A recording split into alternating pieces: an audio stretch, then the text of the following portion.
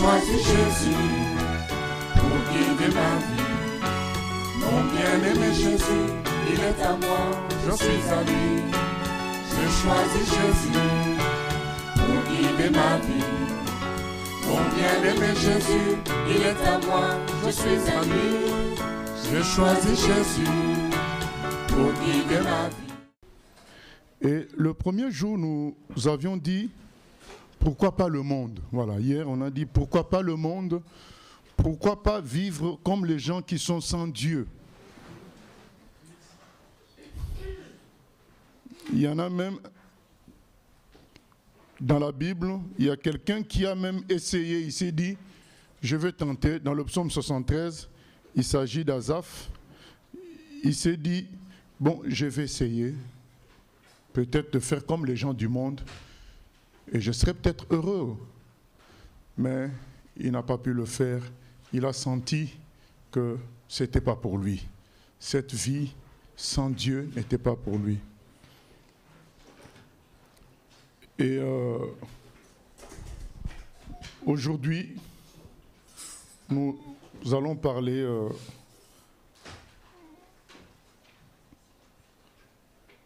pourquoi pas les autres religions. Parce que nous avions dit pourquoi pas Jésus. Hier, c'était pourquoi pas le monde, et nous avons montré que le monde n'apportait que des difficultés et des souffrances. Le monde apportait des contradictions. Le monde apportait la mort. Riche ou pauvre, il y a la mort qui vient freiner toute ambition. Nous avons dit hier que dans le monde, il y a des trahisons, il y a des déceptions.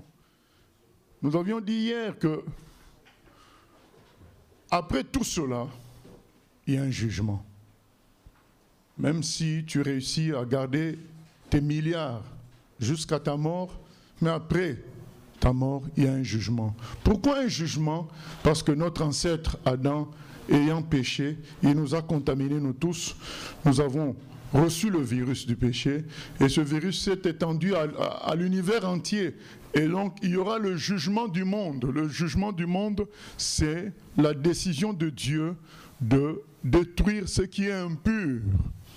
Et du coup, tous ceux qui n'accepteront pas de se laisser sauver par Dieu, iront dans la destruction, comme nous-mêmes, nous détruisons les ordures dans nos maisons. Dans nos maisons, nous prenons ce qui est sale, ce qui est impur, nous mettons dans les poubelles, et un jour, ça va dans l'incinérateur. Pour assainir l'atmosphère, parce que si nous laissons les choses ainsi, notre propre atmosphère sera impure. Et pour cet assainissement, nous amenons ces choses dans les poubelles et puis dans l'incinérateur. Et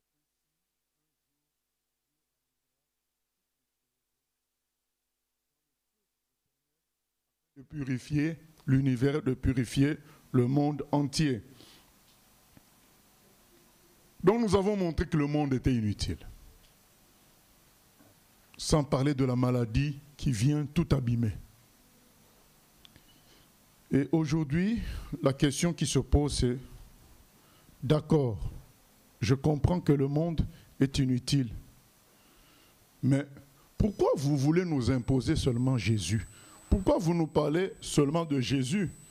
Il y a d'autres spiritualités, il y a d'autres religions. Pourquoi pas les autres religions?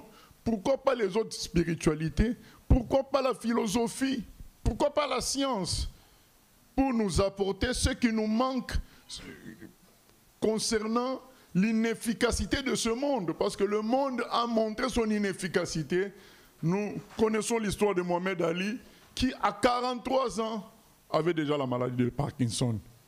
Vous voyez, un homme physiquement fort, physiquement beau, physique riche, populaire, c'est-à-dire que cet homme-là avait tout le concentré de la gloire humaine, la force physique, la force mentale, l'intelligence, la beauté physique, la richesse, la popularité, Mohamed Ali avait tout ça en même temps. Tout ça en même temps. Mais à 43 ans, au moment où il entre dans sa retraite de boxeur, pour pouvoir maintenant finalement jouir de tout ce qu'il a bâti pendant toutes ces années, il attrape la maladie de Parkinson, qui l'empêche de vivre normalement comme vous et moi. Marcher devient difficile, parler devient difficile. Je pense que vous avez connu tout ce temps-là, tout cet épisode difficile de Mohamed Ali. Et tout ça pendant environ 30 ans dans cet état-là. C'est ça le monde. Le monde ne récompense personne. Le monde est un traître. Le monde ne donne de salaire à personne pour les services rendus. Le monde te délaissera. Et quand c'est comme ça, même le corps t'abandonne, le monde t'abandonne, les gens t'abandonnent. Et sans compter, comme nous avions dit, le jugement à venir. Donc le monde, nous avions montré sa dangerosité, son inutilité et surtout le fait qu'il nous amène au jugement de Dieu. Maintenant, les gens disent, d'accord, nous comprenons que nous ne devons pas nous reposer sur le physique, sur la beauté, sur l'argent, tout ça, sur le mariage. Nous ne devons pas nous reposer sur tout ça. Nous devons rechercher des choses transcendantes qui dépassent le corps, qui dépassent le visible. Mais oui, mais il y a plein de spiritualité. C'est le terme d'aujourd'hui.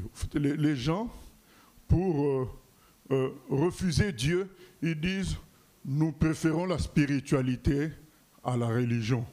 Voilà. La spiritualité, c'est global. C'est un bien-être invisible dans lequel on met tout ce qui dépasse le corps. Voilà. Ils appellent ça maintenant des spiritualités.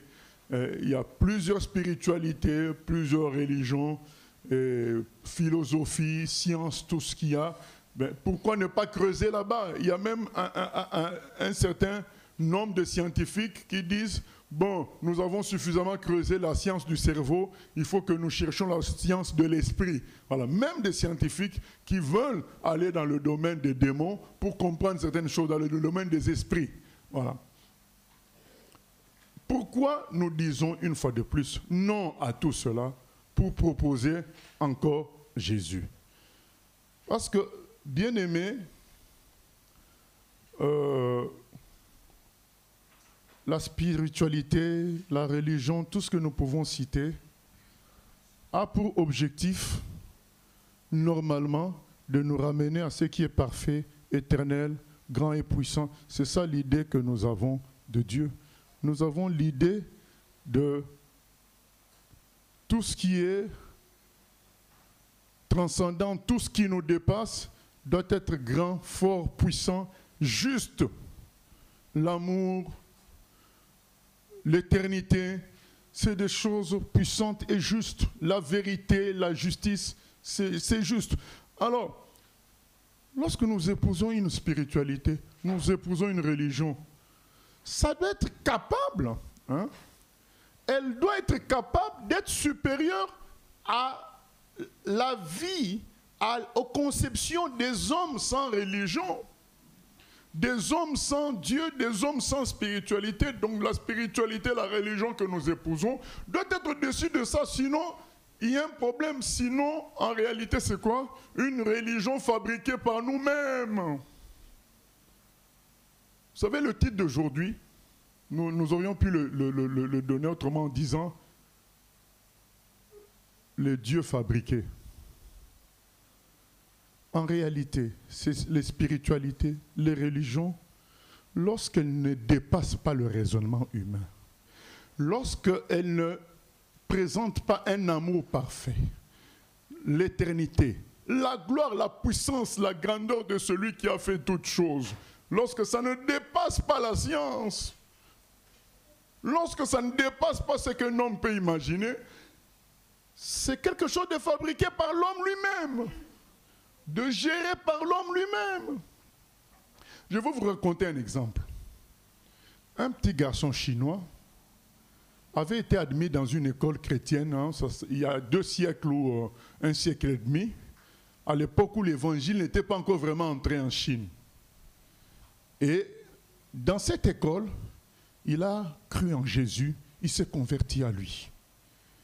Et un jour, il est venu passer les vacances dans son village d'origine. Il voit un vieillard en train de vénérer leur Dieu habituel. Sous forme de statue, il allumait les bougies par-ci et il se prosternait par là devant ces statues-là. Le jeune homme, outré, dérangé par tout ça, il vient voir le vieillard. Il dit, vénérable vieillard, vous savez, normalement dans ces régions-là, tu n'as pas le droit de donner des leçons à un plus vieux. Mais il n'a pas pu se retenir, ce garçon. Il n'a pas pu se retenir, voyant combien ce monsieur perdait son temps. Il vient le voir, il dit, vénérable vieillard, mais ce que vous adorez là, c'est un objet.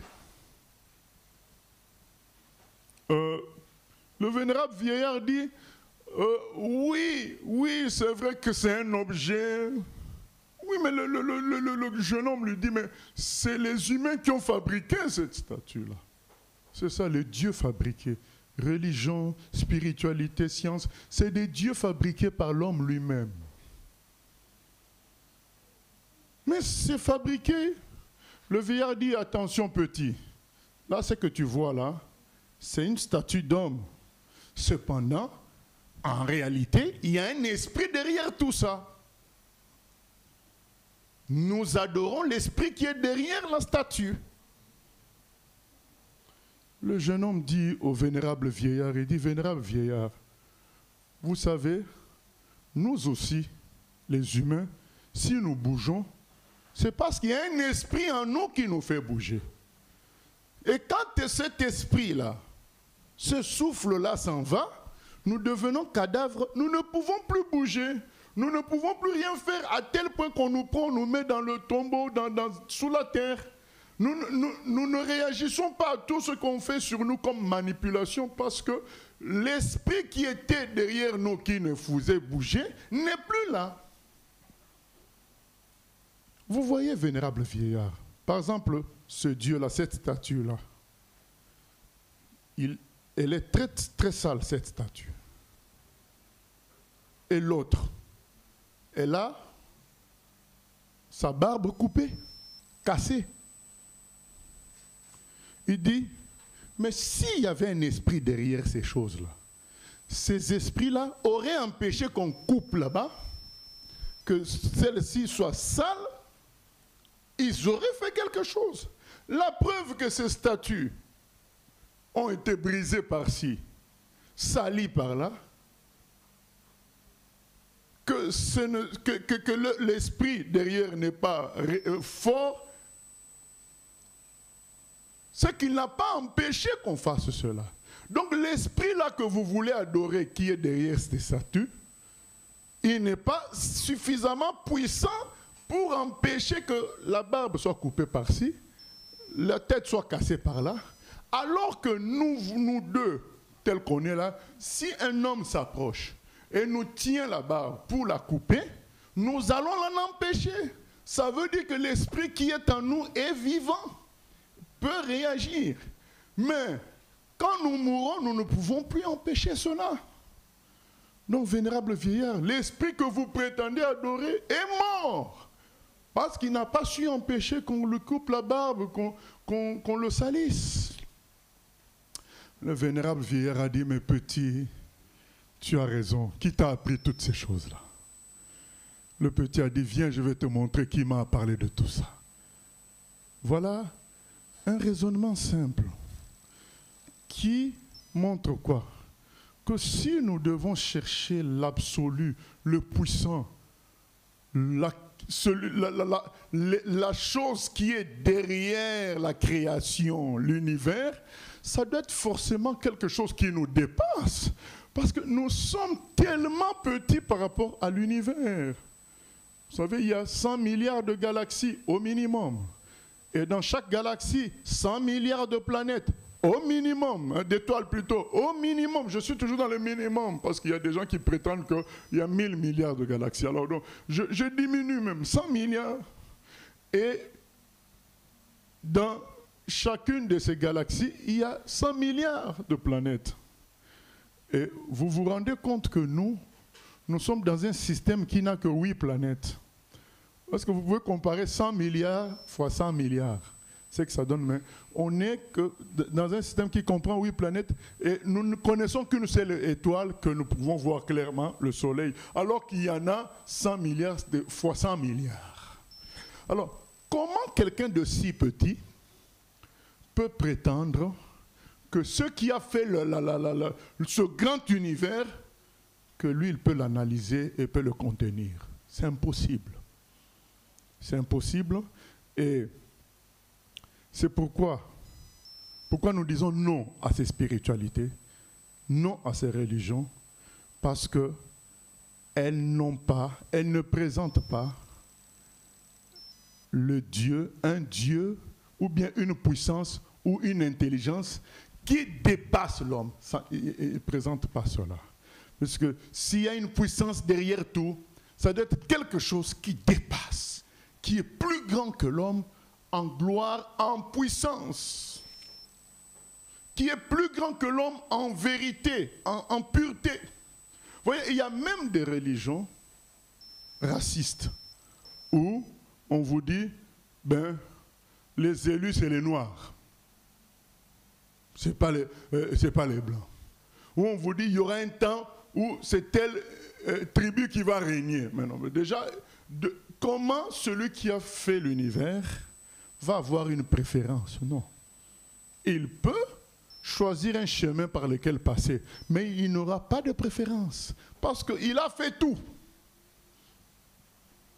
Ces religions-là présentent un Dieu qui ressemble un peu au code civil et au code pénal. Il est interdit de faire ceci, il est interdit de faire cela, mais là, le code pénal et le code civil le font déjà, le font aussi. Donc, ce sont des religions qui ressemblent à l'homme. Le véritable Dieu doit être plus grand que l'homme dans tout, infiniment plus grand, puisque si physiquement, il a pu faire une création, un univers infiniment plus grand que l'homme, forcément, dans tous les domaines, il est comme ça en comparaison à l'homme.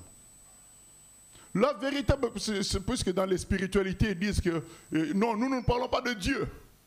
Hein, il y a une puissance nébuleuse, vague, voilà, qui gère l'univers. Bon, d'accord, admettons, cette puissance nébuleuse et vague, mais qui a pu quand même créer l'univers, ça doit être une puissance formidable.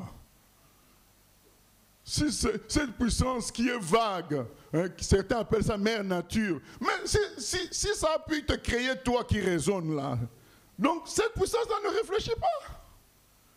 Donc cette puissance qui ne réfléchit pas à créer un homme intelligent qui la juge. Mais soyons sérieux. Donc s'il y a une telle puissance, forcément cette puissance doit être plus intelligente que l'homme, même si vous ne voulez pas donner le nom de Dieu à cette puissance. Elle doit être infiniment plus grande, plus puissante, plus intelligente que l'homme. Maintenant, la spiritualité que tu choisis, est-ce que ça t'apporte cela? Quand les gens vont adorer les ancêtres, est-ce qu'ils sont logiques? Non, parce qu'ils adorent qui? Quelqu'un qui a échoué, puisque quand quelqu'un meurt, c'est un échec. Comment moi qui suis vivant, je peux marcher, je peux prendre la tombe ou bien le cercueil de celui qui est mort, je peux prendre de l'essence, je mets dessus, je mets le feu. Maintenant, moi, je vais adorer ce que moi, je peux écraser comme ça, simplement, comme une fourmi. Est-ce que c'est logique? Il faut que ta spiritualité, ta religion, t'apporte quelque chose de plus grand infiniment que toi. C'est pourquoi nous disons non. Il y a un problème. Il faut arrêter avec ça. Quand les gens adorent des statues, nous avons donné l'exemple tout à l'heure. Est-ce qu'il y a une logique dans ça? Non, c'est écrit dans Ésaïe 44. Comment avec un morceau? Vous savez, et dans Ésaïe 44, c'est dit, tu prends un tronc d'arbre, tu coupes en 3 morceaux. Un morceau, tu l'utilises pour te chauffer pendant l'hiver. Quand tu as froid, tu fais du feu pour te chauffer. Un morceau, tu coupes dans un plus petit morceau pour faire de la cuisine avec. Et puis un troisième morceau, tu l'utilises pour façonner une figure que tu appelles maintenant ton Dieu. Mais finalement, n'est-ce pas le même bois qui sert à chauffer? N'est-ce pas le même bois qui sert à faire la cuisine? Maintenant, aujourd'hui, ce bois-là devient ton Dieu puisque tu l'as dessiné. Où est la logique dans ça? Il n'y a aucune logique, c'est des dieux fabriqués. Fabriqués par l'homme. Mon conseil aujourd'hui, c'est de regarde à ta spiritualité, à ta religion, à ce que tu fais. Est-ce que ce n'est pas fabriqué par toi ou par quelqu'un d'autre? Si quelque part, ça ne dépasse pas l'être humain, ça ne dépasse pas l'univers, regarde bien. Est-ce que ce n'est pas fabriqué? Bien sûr, dans cette fabrication, il y a les mauvais esprits, les anti-dieux, qui viennent aider l'homme à fabriquer cela. Parce que c'est comme ça que ça s'est passé la première fois que l'homme a péché. Il y a un esprit qu'on appelle Satan qui lui a dit, écoute, il ne peut y avoir pas qu'un seul Dieu, toi aussi tu peux l'être. C'est comme ça qu'Adam dit, ah oui, c'est vrai, pourquoi pas d'ailleurs, regarde, c'est moi qui gère l'univers, mais c'est toi qui gères l'univers, est-ce que c'est toi qui t'es créé? Non. Tu gères l'univers, mais est-ce que c'est toi qui as créé l'univers? Non. Mais juste la gestion te fait croire que tu es Dieu. C'est comme ça que les hommes se comportent quand ils font des découvertes. Ils viennent mentir aux gens qui ne connaissent pas. Eh bien, on a découvert une autre planète comme la Terre dans une galaxie éloignée. C'est des mensonges. Moi, j'ai fait toutes ces choses, ces sciences-là, c'est des mensonges parce qu'il n'y a aucun instrument que nous avons qui peut voir une planète à distance. En réalité, c'est des hypothèses. Je vais vous donner un petit exemple. Qu'est-ce qu'ils font? Ils peuvent fixer une étoile qui est très loin et quand ils voient que cette étoile diminue en lumière, en intensité lumineuse, d'une manière périodique, ils concluent quoi? Qu'il y a un objet qui doit passer devant cette étoile d'une manière périodique. Et ils font certains calculs et ils concluent que c'est une planète. Et ils concluent par la suite, en fonction de cette diminution de lumière, que le volume de la planète, ça doit être comment? La masse de la planète. Tout ça, c'est des calculs. Hein. Ça n'a rien à voir avec quelque chose comme toi, tu pourrais dire, j'ai vu Paris à de mes yeux. Non, tu as vu Paris de tes yeux. Mais quand ils disent qu'ils ont découvert une autre planète dans une autre galaxie, ils n'ont pas vu de leurs yeux. Ils ont fait des calculs, des hypothèses. C'est par des calculs indirects. Mais quand ils présentent à la télé, ils disent qu'ils ont vu une planète comme la Terre. C'est juste qu'ils ont vu, avec ces calculs-là, ils ont conclu que cette planète-là devrait se situer à la même distance que la Terre en proportion relativement au Soleil. C'est juste ça, mais est-ce que ça veut dire qu'être à une même distance que c'est une planète viable? Ça ne veut rien dire de tout cela. Vous voyez, c'est très loin de ce qu'ils disent. Mais ils mentent parce qu'ils ne veulent pas accepter que Dieu existe. Ils ne veulent pas reconnaître que c'est Dieu qui a fait tout. Alors ils prétendent que ça s'est fait tout seul. D'ailleurs, il y a une autre terre. Parce qu'ils sont épatés par le fait que dans tout ce qu'ils ont pu découvrir, ils n'ont jamais découvert une planète comme la Terre, qui réunit toutes les conditions de vie. Indirectement, ça veut dire que s'il n'y a que la Terre qui est comme ça, c'est qu'il y a quelqu'un qui a voulu que la Terre soit comme ça. Mais comme ils ne veulent pas accepter ça, ils vont vous inventer toutes sortes de terres qu'ils auraient découvertes. Et qu'ils auraient découvertes, c'est faux. C'est juste des hypothèses, des analyses. Et parfois, on finit par découvrir que c'était une erreur. Tout ça parce qu'ils veulent se lancer dans une philosophie, spiritualité qui rejette Dieu. Mais même si vous appelez ça mère nature, tout ce que vous voulez, mais cette mère nature est très intelligente pour créer quelqu'un qui est intelligent. C'est ça. Mais reconnaissez que Dieu existe. Voyez, bien-aimés, quelque chose qui a tout créé doit être forcément plus grand. Et lorsque nous prenons maintenant les religions où c'est un homme qui est adoré. Dans mon pays d'origine, il y avait un homme qu'on appelait Dieu. Il était Dieu. Donc ses adeptes disaient que c'est lui qui est Dieu. Maintenant, un jour, la police l'a arrêté.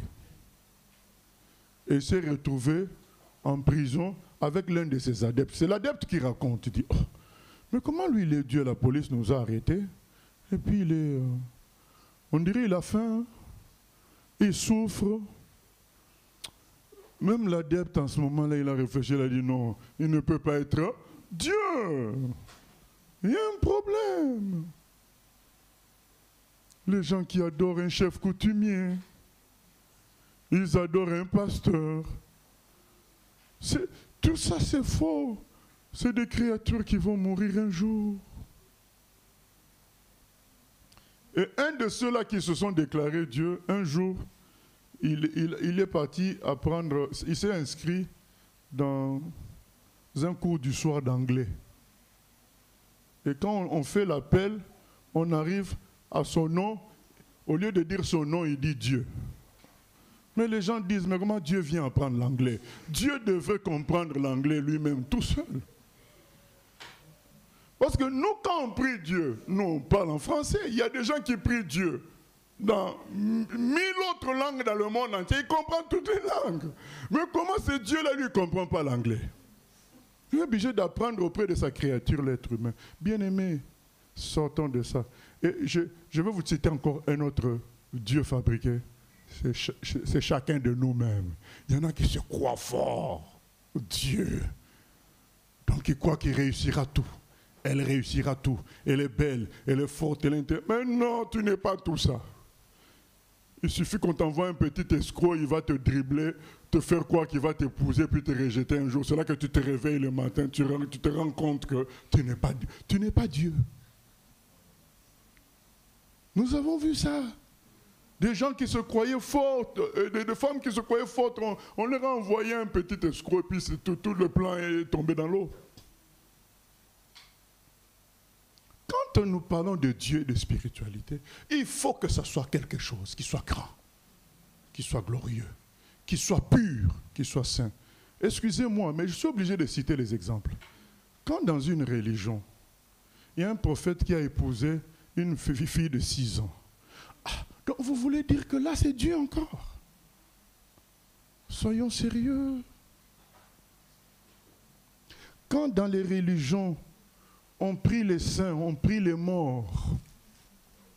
Des gens qui sont morts, vous savez, en Israël, il y a un jour spécial, un jour férié même, férié où les gens vont adorer dans les tombes, dans les cimetières, ils vont adorer leur rabbin mort.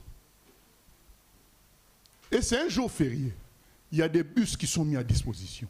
Vous voyez, moi je suis tombé un jour dans ce jour-là, en Israël, mais les bus amenaient des gens adorer dans les cimetières. Ils adorent des choses que eux-mêmes dépassent en force. C'est-à-dire que tu adores quelqu'un qui est mort. Ça, tout cela parce qu'on a rejeté le véritable. Comme on résiste, comme notre premier ancêtre Adam. Donc quand tu résistes à Dieu, il est écrit, une puissance d'égarement te prend. Tu vas te fabriquer tes dieux à toi parce que tu n'as pas été créé Dieu. Tu as besoin de Dieu pour vivre. Donc quand tu rejettes le véritable Dieu, tu vas t'en fabriquer toi-même, mais qui seront insatisfaisants. C'est ça la réalité.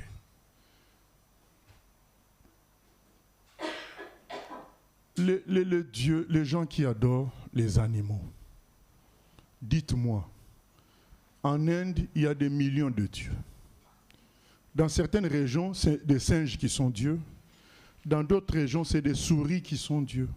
Bon, dites-moi maintenant, une souris que tu peux écraser avec un bâton, depuis quand elle est devenue Dieu?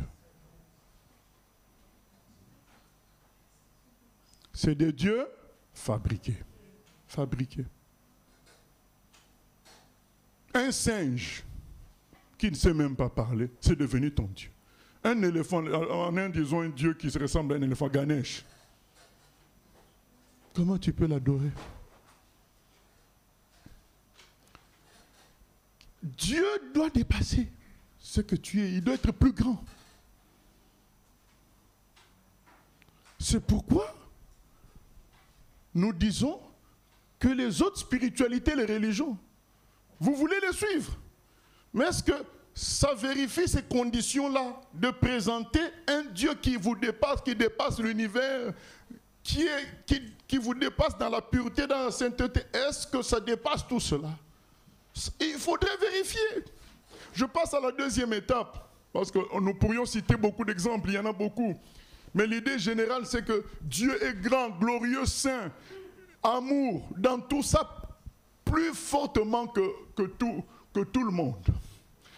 Infiniment plus grand dans la sainteté, l'amour, la gloire, la puissance, la beauté, plus que tout, et éternel. Maintenant,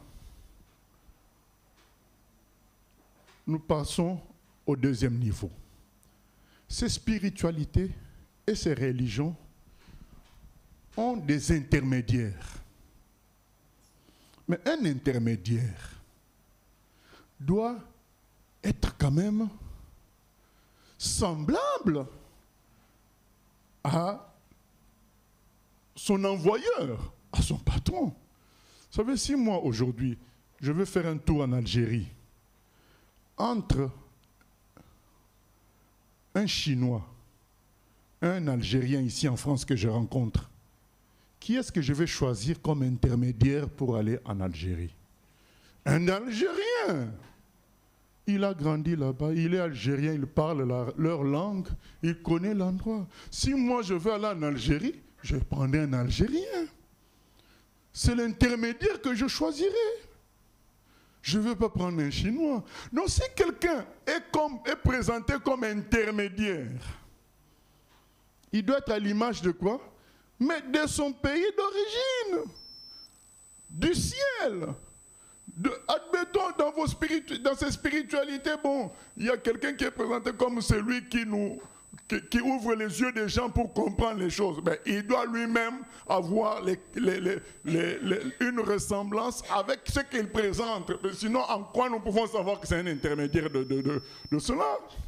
Vous savez, première chose, que les gens, pourtant que Moïse est venu sauver, il est venu sauver ses frères, il leur dit, mais comment nous pouvons savoir que Dieu t'envoie? Comment tu prétends que tu veux nous sauver de la part de Dieu? Comment nous allons savoir ça? Ben, Moïse a pris le bâton, il a déposé ça, c'est devenu un serpent. Il a pris le serpent, c'est redevenu un bâton, sans être mordu. Il a mis sa main sur la poitrine, il est devenu lépreux.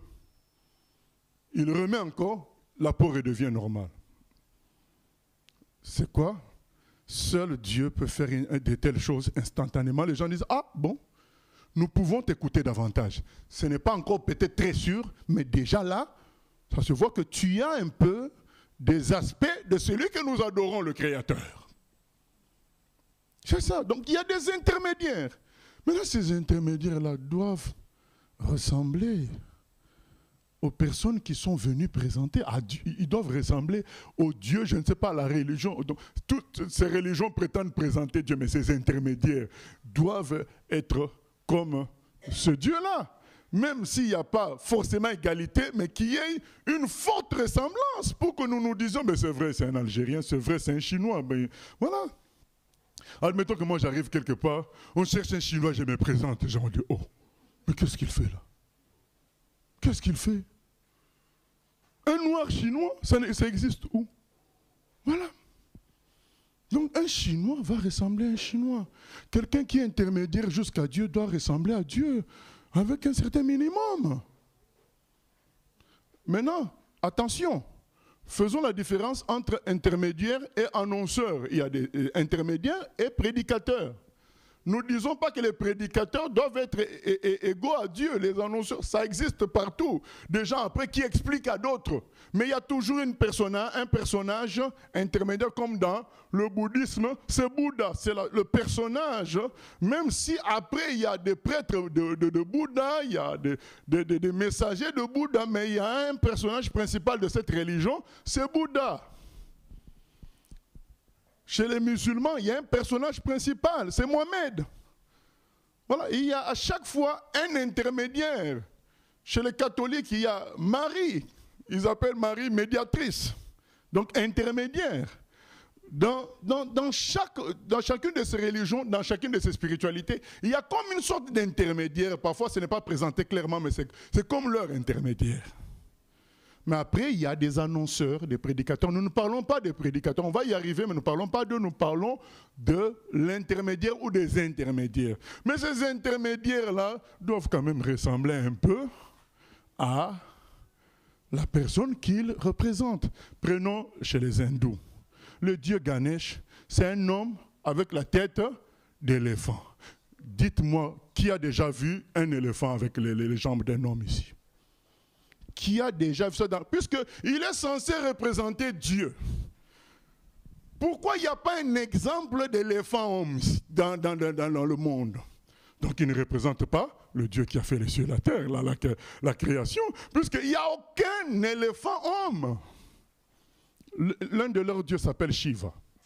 Il a peut-être 6 bras, 8. Bon.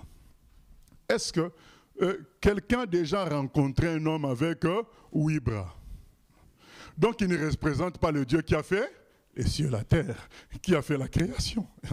Vous voyez, bien aimé, l'intermédiaire doit être... Il faut maintenant, dans ce qu'on prend comme intermédiaire, on cherche la ressemblance de la source qu'il présente, dont il est censé être le canal. C'est cela, bien aimé. Et nous allons voir des gens qui se disent parler des ancêtres. Mais oui, mais les ancêtres, ils sont morts. Toi, tu es vivant, tu manges, tu dis que tu représentes les ancêtres. Il faut mourir là, tu vas les représenter comme il faut. C'est illogique. Vous voyez pourquoi nous disons non aux religions, aux spiritualités, aux philosophies? Parce que ces choses-là ne représentent pas ce qu'elles sont censées ne représentent pas comme il faut le Dieu ou la puissance qui sont censés nous apporter. C'est cela. Et n'en parlons pas après des prédicateurs, après de ces mouvements-là, qui sont carrément voilà, à côté, quoi. Voilà, vous prenez Jean-Paul Sartre, qui était donc l'apôtre du néant, donc son livre « L'être et le néant », a amené les gens à se suicider. Bon, maintenant, quelqu'un comme ça, vous voulez le défendre pour qu'il nous amène quoi? Parce que quand beaucoup de jeunes ont lu son livre dans les années où il avait fait ça, ils ont eu envie de se suicider. Donc c'est lui que toi tu vas suivre, philosophie. La philosophie, tout ce que nous prétendons comme art, spiritualité, religion, c'est censé nous apporter plus que nous aurions sans tout ça. Mais est-ce que ça apporte plus que ça? Bien aimé, je peux aller même loin. Les histoires de l'évangile de prospérité. Viens Jésus, tu seras béni. Viens Jésus, tu auras l'argent. Viens Jésus, tu seras ministre. Mais oui, mais il y a beaucoup la majorité, je dirais même la grande majorité des milliardaires, ils sont quoi? Ils sont païens, sans Dieu. Donc ça voudrait dire quoi? Le Dieu que présente l'évangile de prospérité n'est pas le véritable Dieu. Parce que le véritable Dieu, l'or et l'argent lui appartiennent. Le véritable Dieu a créé le diamant. Il paraît même que, dans certaines planètes ou astéroïdes, il y a des métaux précieux qui peuvent enrichir toute la Terre. Mais celui qui a fait ça est incapable de faire un chrétien comme Bill Gates. Donc, c'est faux. Donc tout ça, il faut comparer ce qu'on te présente à ce que font les gens sans Dieu. Est-ce que ce qu'on te présente dépasse les gens sans Dieu? Jésus l'a dit dans Matthieu 5,20, que votre justice soit supérieure à celle des pharisiens. Mais si tu payes bien les impôts, il y a des païens sans Dieu qui payent bien les impôts. Si tu respectes le code de la route, il y a des païens sans Dieu qui respectent le code de la route. Si tu manges bien, il y en a qui sont là, ah, Dieu m'a béni, j'ai 2 maisons maintenant, mais il y a des païens sans Dieu, ils ont 10 maisons. Il faut que la spiritualité que tu défends, la religion que tu défends, dépasse, Jésus l'a dit, que ça dépasse les païens. Voilà pourquoi, bien-aimés, nous disons, il y a un problème. Maintenant, nous allons dire pourquoi Jésus. Lisons Marc 2, 1 à 12. Marc 2, 1 à 12.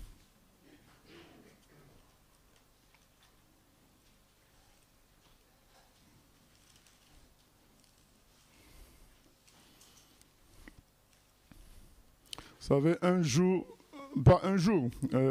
j'ai écouté le témoignage d'un ex, il est déjà mort, il était devenu pasteur, ce chanteur du monde, il était un grand musicien dans les années 70, et quand ils ont fait leur premier orchestre, il y a une dame qui leur a donné le conseil d'aller chercher la magie pour avoir le succès.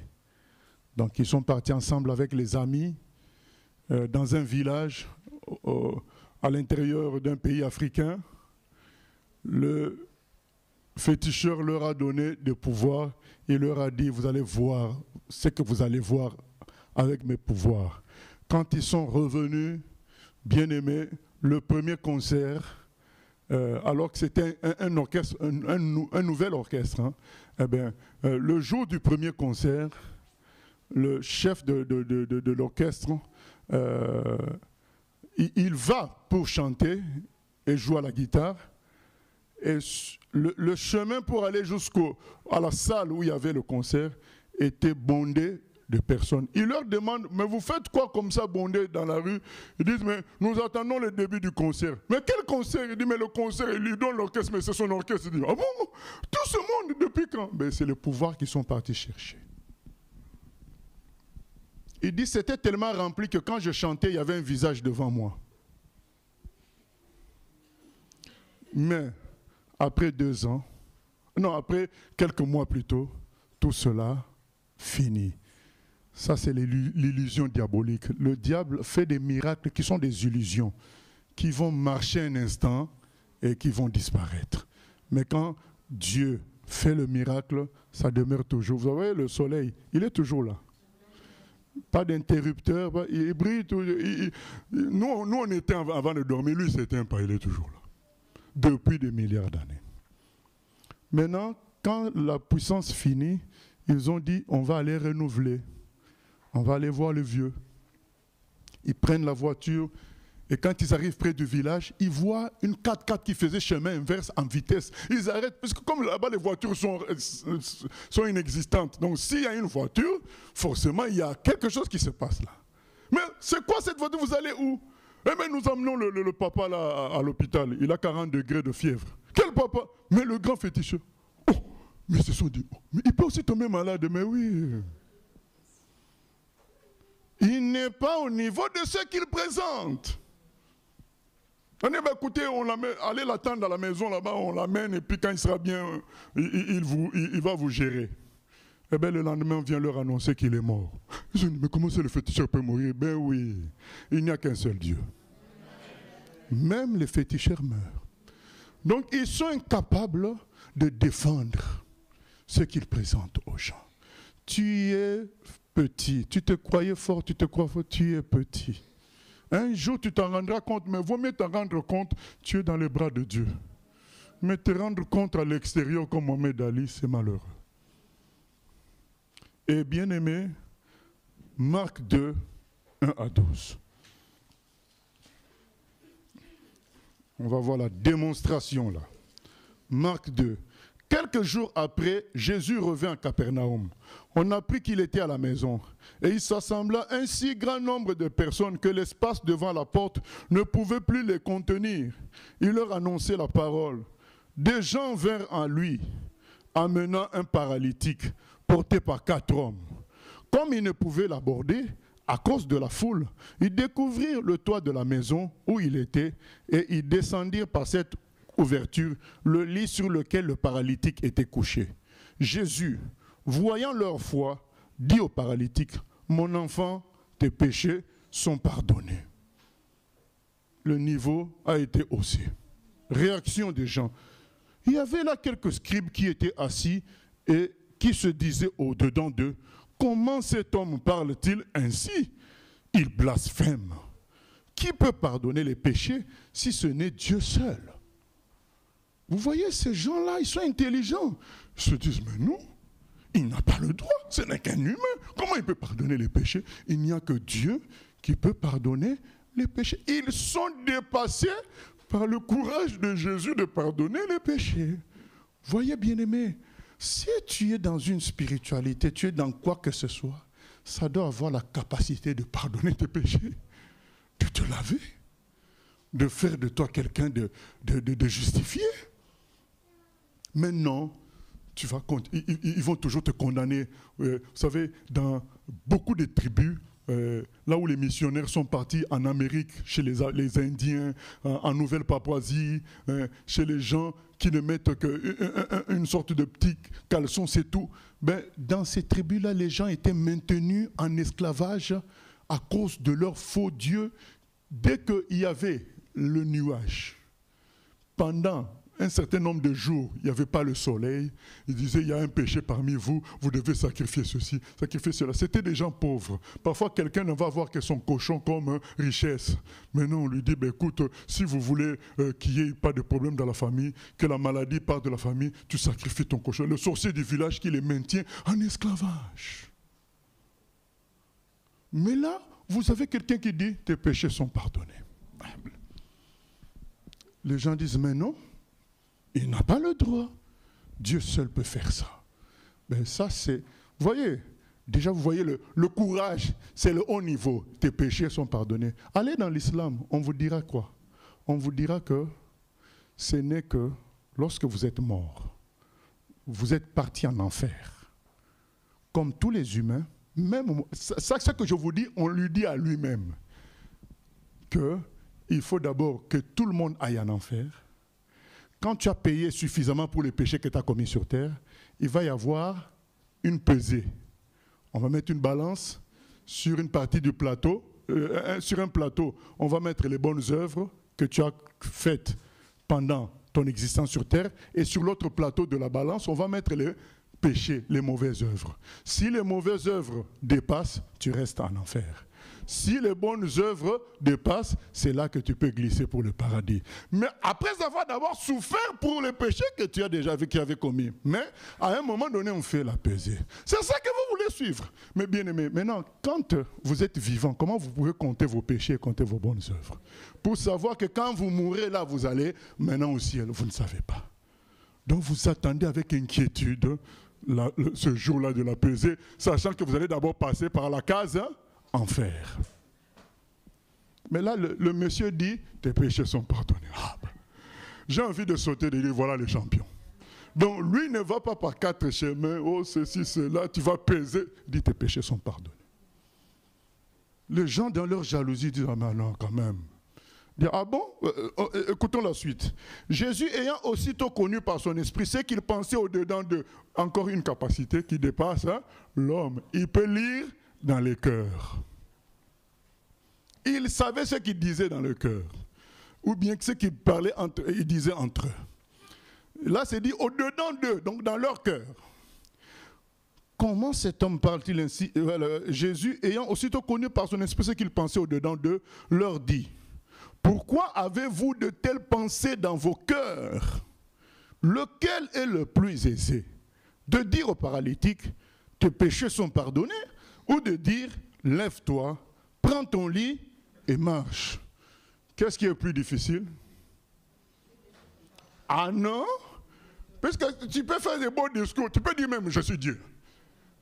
Comment on va faire quoi? Tu peux dire tout ce que tu veux, tu peux dire tes péchés sont pardonnés, ça c'est facile de parler, les discours c'est facile. Ce qui est difficile, qu'un paralytique marche, qu'un mort ressuscite, là, c'est-à-dire que les gens vont attendre. Ah bon, il n'est pas encore ressuscité là. Ils vont t'attendre. Mais que tu dises, oh, c'est moi qui suis Dieu, je vous sauverai dans 5 ans. Ça, tu peux raconter, vous savez combien de pasteurs racontent des fausses prophéties. Mais le jour où ils racontent ça, tout le monde est impressionné. Mais est-ce que qui a le temps de vérifier après 1 an, est-ce que ça s'était accompli? Parce qu'on a raconté à quelqu'un d'autre. Mais il n'y a que la personne à qui on a parlé, même nous-mêmes, parfois on nous a donné des prophéties qui ne se sont pas accomplies, mais tellement nous avons oublié, la vie est remplie de choses, d'occupations.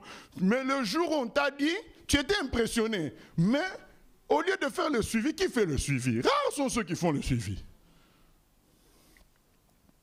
Lui il dit, ah bon? Eh bien on va savoir que j'ai le droit de pardonner le péché. Il dit, or, afin que vous sachiez que le Fils de l'homme a sur la terre le pouvoir de pardonner les péchés, je te l'ordonne, dit-il au paralytique, lève-toi, prends ton lit et va dans ta maison. Et à l'instant, il se leva, prit son lit et sortit en présence de tout le monde, de sorte qu'ils étaient tous dans l'étonnement et glorifiaient Dieu, disant, nous n'avons jamais rien vu de pareil. Amen. C'est clair. Vous savez, à ce moment-là, ils ont glorifié qui? Ils ont fait le lien. Ils n'ont pas glorifié l'homme qui a fait ça. Ils ont dit, lui, il vient de l'autre. C'est pareil. L'autre, il peut pardonner le péché, lui, il pardonne. L'autre nous a créé, lui, il crée qu'il a la santé. Donc, forcément, c'est la même chose. Ce qui vient de se faire là, ça vient de l'autre. De Dieu. Parce que Dieu seul peut faire ça. Voyez pourquoi nous disons pourquoi Jésus? À cause de ça. Il donne la démonstration des choses qui dépassent l'homme, que seul Dieu, tel que nous pouvons le penser, tel que Dieu a fait ses preuves, parce que Dieu a déjà fait ses preuves, l'univers. Tel que nous pouvons penser du Créateur de l'univers, c'est ce que Jésus est en train de faire. Seul, il pardonne les péchés. C'est ce que nous attendrions de Dieu. On est tellement mal à cause de nos péchés, on attend sa miséricorde. Mais lui, il nous dit que tes péchés sont pardonnés. Ah, mais lève-toi et prends ton lit. Va chez toi. Et il se lève guéri. Bien-aimé, je parle à chacun de nous. Si dans notre façon de croire, nous ne croyons pas en Dieu, dans le sens qu'il peut tout faire, nous avons une fausse religion. Même si nous nous disons chrétiens, évangéliques, je crois en la Bible, il ne s'agit pas de le dire, il s'agit de le vivre. Il s'agit de vraiment le penser et bâtir sa vie en fonction de cela, que je crois en un Dieu qui peut tout faire. Sinon, pourquoi nous avons cru en lui? Bien aimé, moi j'ai fait une formation, mais quand je suis devant un exercice difficile, je prie. 5 minutes après, ça se débloque. Je ne me dis pas, oh non, non, je prie. Il est tout puissant, n'est-ce pas? Quand on parle de lui, il est tout puissant. Eh bien, il faut vivre ça. Il faut vivre ça. Il faut que Dieu nous dépasse. S'il ne nous dépasse pas, c'est un Dieu fabriqué. C'est-à-dire que toi-même, tu as imaginé des choses. Quand on était petit, on faisait des jeux. L'index, c'était un homme. Le majeur aussi, un ami. Ouais. Tes doigts parlaient, mais est-ce que ces doigts-là... C'est-à-dire que tu t'es créé Dieu avec les doigts de quelqu'un d'autre qui a créé ça. Donc, il faut sortir de Dieu fabriqué. Il faut revenir au Dieu Tout-Puissant. Il peut tout faire. Jésus dit, lève-toi, prends ton lit et marche. Marc 4. On tourne quelques pages, 2 ou 3 pages. On arrive au chapitre, au verset 35. Ce même jour, sur le soir, Jésus leur dit, passons à l'autre bord. Après avoir renvoyé la foule, ils l'emmenèrent dans la barque où il se trouvait. Il y avait aussi d'autres barques avec lui. Il s'éleva un grand tourbillon et les flots se jetaient dans la barque au point qu'elle se remplissait déjà. Et lui, il dormait à la poupe sur le coussin. Ils le réveillèrent et lui dirent, « Maître, ne t'inquiètes-tu pas de ce que nous périssons ?» S'étant réveillé, il menaça le vent et dit à la mer, « Silence, tais-toi !» Et le vent cessa. Et il y eut un grand calme. Puis il leur dit, « Pourquoi avez-vous ainsi peur? Comment n'avez-vous point de foi ?» Ils furent saisis d'une grande frayeur et ils se dirent les uns aux autres, « Quel est donc celui-ci à qui obéissent même le vent et la mer? » Amen. Ils sont dépassés alors que c'est des Juifs qui sont déjà en connexion avec Dieu. Les Juifs prient déjà Dieu, mais là, ils voient Dieu maintenant. Là, ils sont dépassés, c'est-à-dire qu'il est écrit, Jésus, c'est celui qui apporte la grâce et la vérité. Donc il apporte la totalité de Dieu. Les Moïse apportait une partie, une portion. Lui, il apporte la totalité. Pourquoi Jésus, c'est à cause de cela? Il peut dire à la tempête silence et la tempête se calme. Comme on parle à un ordinateur, à un objet, à un animal, il dit, tais-toi, c'est bon. Et il montre que c'est lui le créateur, c'est lui la source de tout. Voilà pourquoi nous proposons à chacun Jésus. Il est la parfaite copie de Dieu. Qu'est-ce que je dirais de plus de lui? Dans Jean 8, 46, il est dit de lui qu'il n'a jamais péché. Lui-même le dit, qui peut me convaincre de pécher? Si Dieu va nous juger, c'est que lui-même ne fait pas de péché. Eh bien voilà, Jésus se présente comme celui qui n'a jamais péché. 1 Pierre 2, 22 le dit aussi, en lui il n'y a jamais eu de fraude, voilà, ni de mensonge. Donc il est parfait, pur à 100%. La copie conforme de Dieu. Qu'est-ce que Jésus n'a pas fait comme miracle? 5 pains et 2 poissons, il les a multipliés pour nourrir 5000 personnes. Il a ressuscité un mort. Lazare, ça faisait 4 jours qu'il était mort, il a ressuscité. Jésus a donné la vue à un aveugle, ça faisait, il était aveugle de naissance. Et les gens ont dit c'est impossible, mais lui il l'a fait. Il lui a redonné la vue. Jésus a guéri une femme qui souffrait de perte de sang, ça faisait 12 ans, pas de solution.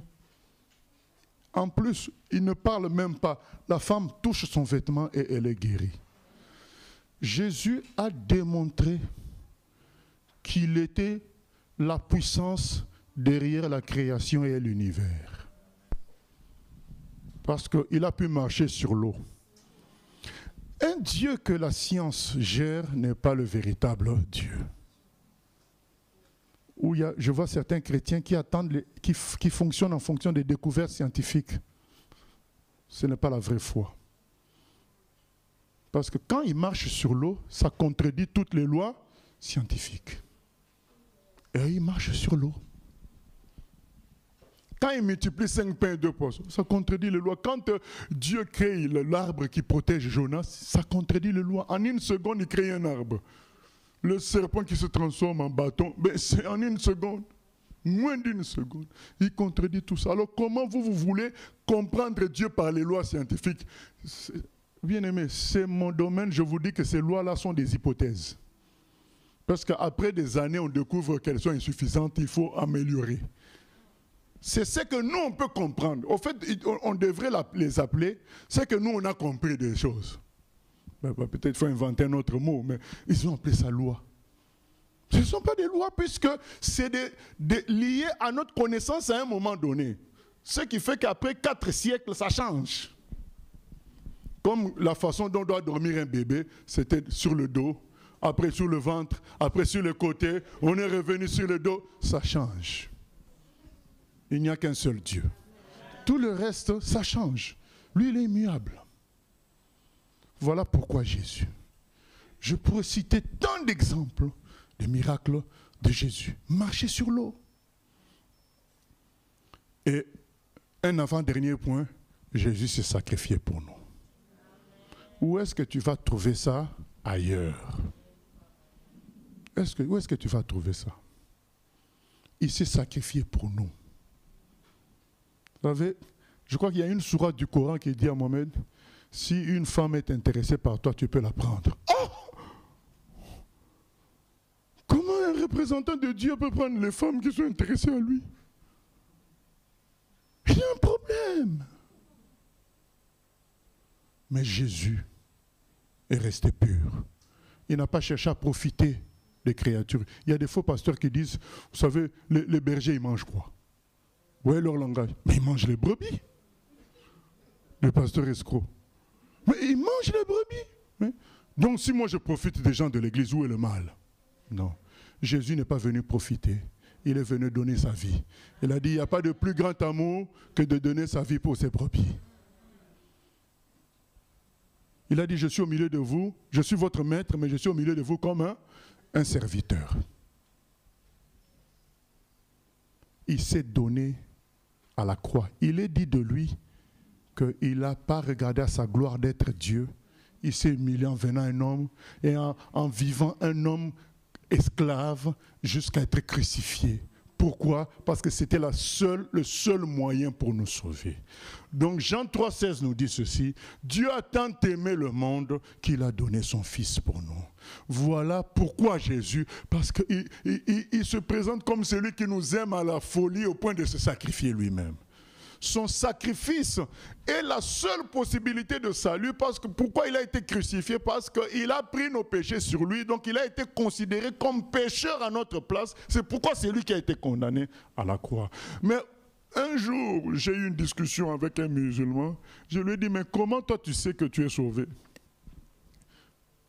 Il ne savait quoi dire. Moi je lui ai dit, tu sais comment moi je suis sauvé? Mes péchés, quelqu'un d'autre les a pris à son compte. Du coup, moi, je sais que j'en ai plus. Oh, il m'a dit, mais c'est trop facile. Il m'a dit, mais c'est pourquoi on a cru en lui. C'est pourquoi j'ai choisi Jésus, parce que c'est facile. Ailleurs, on va te dire, il faut faire 5 prières par jour, il faut faire ceci. Il y a des gens qui se lèvent à minuit, à 3 h du matin, à 5 h pour se sentir bon chrétien.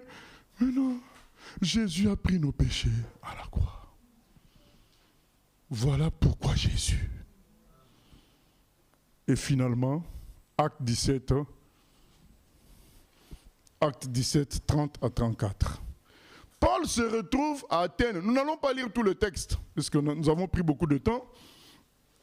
Et à Athènes, il trouve qu'il y a beaucoup de dieux. En fait, c'est notre thème. Notre thème se trouve dans acte 17. Paul se retrouve à Athènes, et il y a plusieurs divinités, plusieurs spiritualités qui ont chacune leur statut.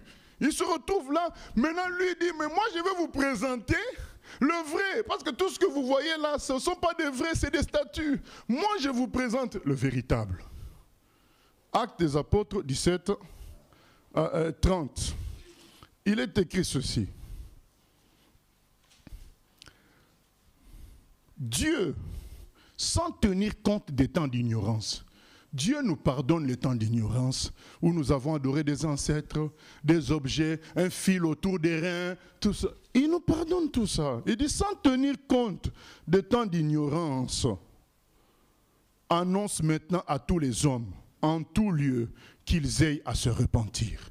C'est le moment que chacun prenne conscience qu'il a un virus, un péché, le péché en lui qui va le détruire et qui va l'amener dans le feu éternel. Mais la repentance amène le salut parce qu'il a fixé un jour où il jugera le monde selon la justice par l'homme qu'il a désigné, ce dont il a donné à tous une preuve certaine en le ressuscitant des morts. Lorsqu'ils entendirent parler de résurrection des morts, les uns se moquèrent et les autres dirent, nous t'entendrons là-dessus une autre fois. Ainsi Paul se retira du milieu d'eux. Quelques-uns néanmoins s'attachèrent à lui et crurent Denise, l'aéropagite, une femme nommée Damaris et d'autres avec eux. Amen. Paul dit, il y a beaucoup de religions, mais il y a un seul ressuscité. Le seul qui a vaincu la mort. Le seul qui a payé le prix pour nous, c'est Jésus. Et il a vaincu la mort, nous montrant par là que Quand nous croyons en lui, nous recevons une nouvelle vie au-dessus de la mort. Si ta spiritualité, ta religion ne te donne pas cette assurance de la résurrection, ne te donne pas cette assurance du pardon des péchés par le sacrifice de quelqu'un d'autre, parce qu'il faut qu'il en soit ainsi, parce que toi tu ne peux pas payer pour tes propres péchés, il faut que quelqu'un soit pur pour payer à ta place. Un prisonnier ne peut pas payer pour un prisonnier pour dire, ben, écoute, moi je reste en prison, toi tu sors. Non, toi-même tu es en prison. Pour qu'il y ait échange, il faut que quelqu'un vienne de l'extérieur, il se maquille en toi et vous échangez. Mais si quelqu'un lui aussi est en prison, comment il peut dire, toi tu sors, moi je reste là? Mais non, lui aussi il est en prison, il ne peut pas payer pour toi, il faut quelqu'un de parfait. Et c'est Jésus, l'homme parfait, qui a payé pour nous. Où est-ce que tu vas trouver un tel sacrifice qui prend tes péchés à ta place? Il n'y en a pas. Voilà pourquoi Jésus, et où est-ce que tu vas trouver un ressuscité? Il n'y en a pas. Voilà pourquoi Jésus, parce que nous avons l'assurance qu'en croyant en lui, nous ressusciterons, nous vaincrons ce que Mohamed Ali n'a pas pu vaincre. La reine d'Angleterre n'a pas pu vaincre. Einstein n'a pas pu vaincre la mort. Et Jésus l'a vaincu la mort. Voilà pourquoi Jésus, que aujourd'hui, bien-aimés, nous arrêtions avec le Dieu fabriqué par nous-mêmes. Notre façon de prier où finalement Dieu reste quelque chose de vague, un ticket juste pour le ciel. Non, Dieu est réel, il s'est manifesté clairement en Jésus. Et Jésus a donné toutes les preuves qu'il était Dieu, qu'il venait de Dieu, qu'il était fils de Dieu, qu'il était le sauveur et qu'il était le ressuscité. Celui qui nous sauve finalement du jugement à venir. Avec Jésus, Jean 5, 24, quiconque croit à lui ne passe plus en jugement. Voilà, la finalité, que Dieu nous amène à lui. Merci Jésus. Amen. Celui qui met en Jésus une pleine confiance, jamais ne chancelle plus, compléter sa délivrance par la foi. Nous marcherons par la foi, nous triomphons par la foi. Mon Rédempteur me rendra plus que vainqueur. Celui qui met en Jésus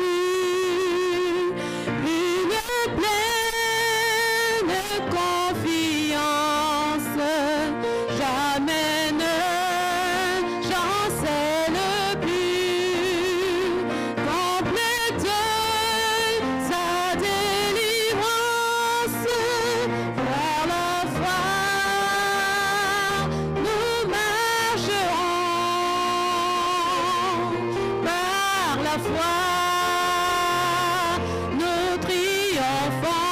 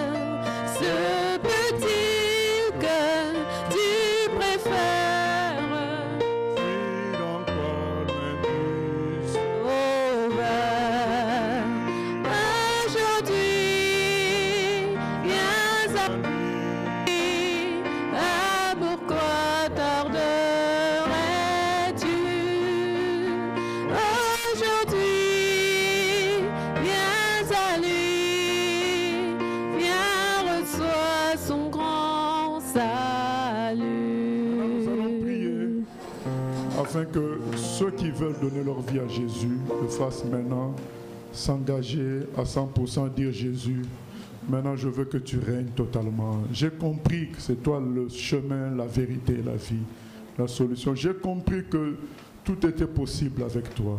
Prions le Seigneur.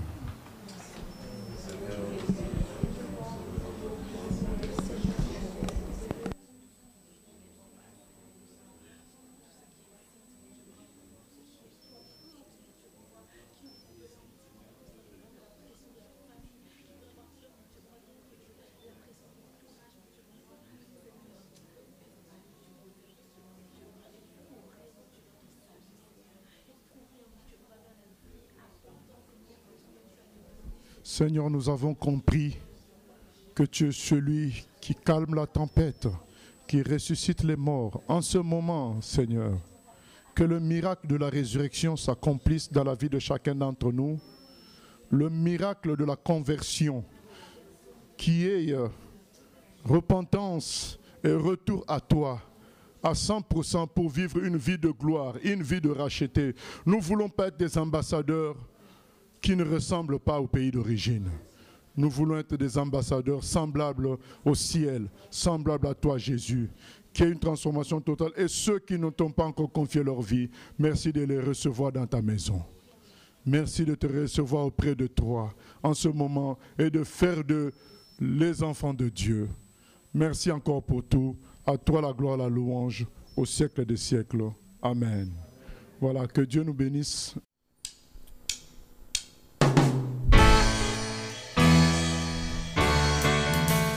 J'ai choisi Jésus pour guider ma vie. Mon bien-aimé Jésus, il est à moi, je suis à lui. J'ai choisi Jésus pour guider ma vie. Mon bien-aimé